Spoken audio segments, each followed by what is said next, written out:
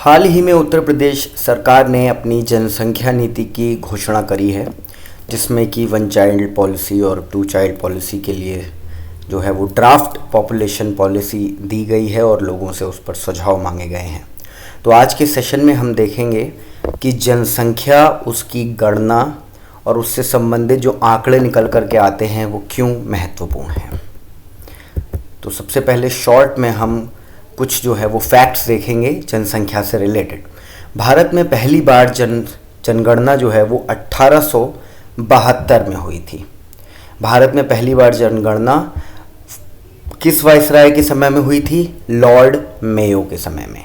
नियमित जनगणना की शुरुआत यानी हर 10 साल पर जनसंख्या की गणना की शुरुआत सन 1881 से हुई थी। भारत में नियमित जनगणना की शुरुआत किस वायसराय के काल में हुई थी? Lord ripen. आप ध्यान रखेंगे, ये फैक्ट आपसे क्वेश्चन में पूछे जा सकते हैं।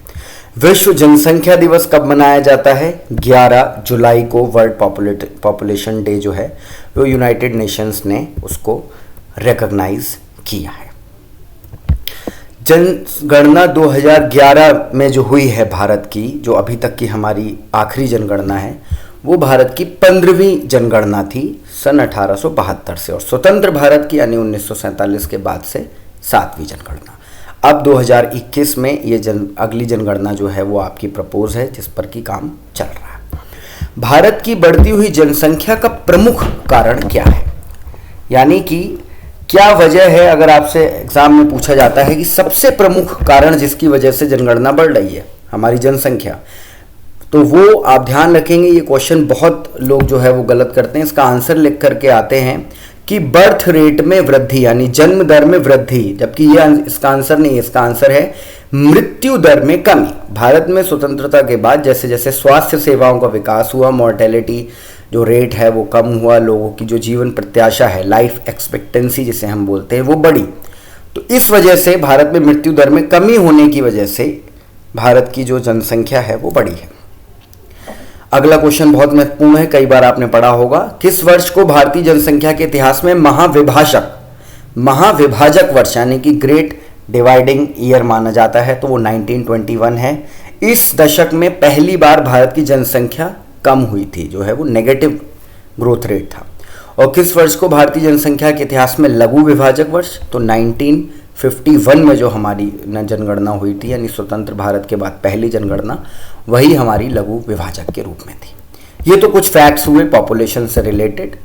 अब हम देखेंगे कुछ टेक्निकल इसके पक्ष।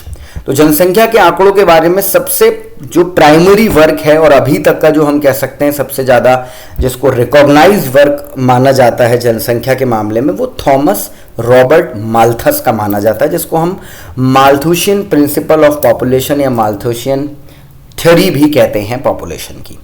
ये हमारे जो है यूरोप के बहुत बड़े साइंटिस्ट थे।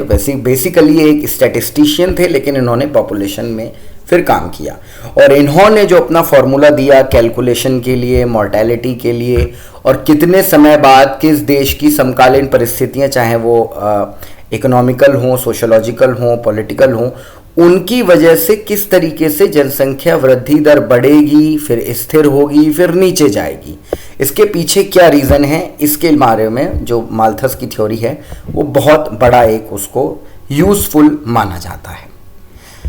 अब हम देखेंगे कुछ डेफिनेशंस जो कि जनसंख्या के जब भी क्वेश्चन आपसे पूछे जाते हैं तो अक्सर वो पहले भी पूछी गई हैं और आगे भी उम्मीद है। टोटल फर्टिलिटी रेट, ये एक बहुत इंपॉर्टेंट जो है वो हमारा क्वेश्चन है। अभी हाल ही में भी यूपीपीएससी में भी ये पूछा गया था, अलग अलग स्टेट सर्विस और सिविल सर्विसेज में ये पूछा जाता है। Total fertility rate, sometimes also called the fertility rate, absolute potential natality, period total fertility rate, PTFR, ये सब एक ही हैं। TFPR, total period fertility rate, इस नाम से भी इसको जानते हैं। क्या है ये? Of a population is the average number of children that would be born to a woman over her life time.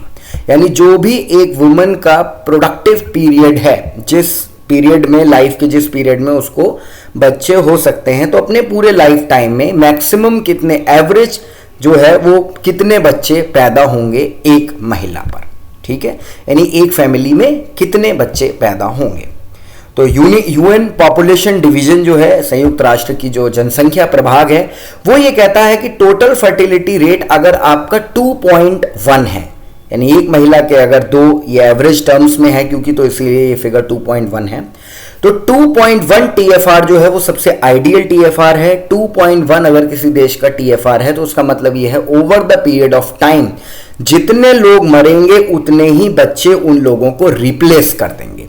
If replacement level fertility is sustained over a sufficiently long period, each generation will exactly replace itself.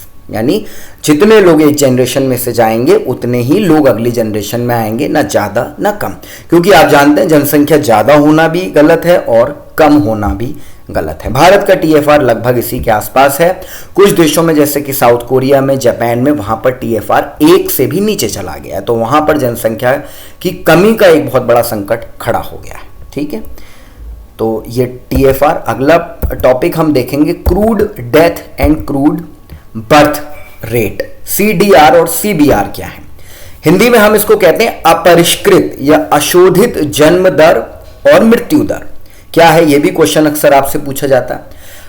Crude birth rate हम कहते हैं कि प्रत्येक 1000 आबादी पर जितने बच्चे पैदा होते हैं वो है क्रूड बर्थ रेट, अशोधित जन्म दर। इसी प्रकार प्रत्येक 1000 आबादी पर जितने लोगों की डेथ होती है उसको हम कहते हैं क्रूड डेथ रेट।